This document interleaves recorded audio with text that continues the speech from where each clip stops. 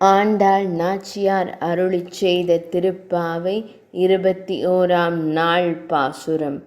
ஏற்ற கலங்கள் எதிர்பொங்கி மீதளிப்ப மாற்றாதே பால் சொரியும் வள்ளல் பெரும் பசுக்கள் ஆற்றப் படைத்தான் மகனே அறிவுராய் ஊற்றமுடையாய் பெரியாய் உலகினில் தோற்றமாய் நின்ற சுடரே துயிலளாய் மாற்றார் உனக்கு வலி தொலைந்துன் வாசற்கண் ஆற்றாது வந்துன் அடி பணியுமா போலே போற்றியாம் வந்தோம் புகழ்ந்தேலோர் எம்பாவாய்.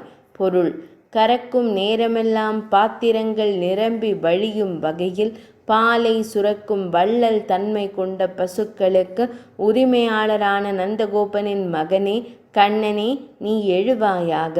வேதங்களால் போற்றப்படும் வலிமையானவனே, அந்த வேதங்களாலும் அறிய முடியாத பெரியவனே, உலகிற்கே ஒளி காட்டும் சுடரே, துயிலெழுவாயாக.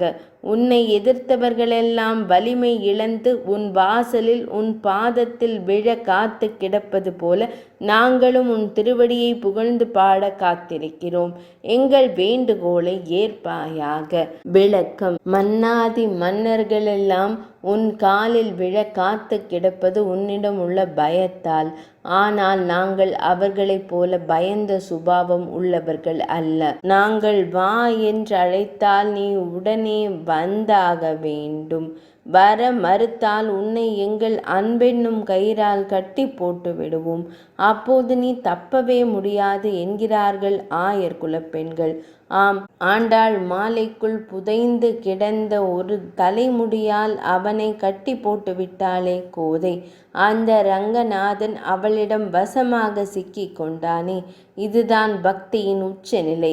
பகவானிடம் நம்மை அர்ப்பணித்து விட்டால் அவன் நம்மிடமிருந்து தப்பி ஓட முடியாது என்பது இப்பாடல் உணர்த்தும் உட்கருத்து. 21ஆம் நாள் பாசுரம் நிறைவடைந்தது.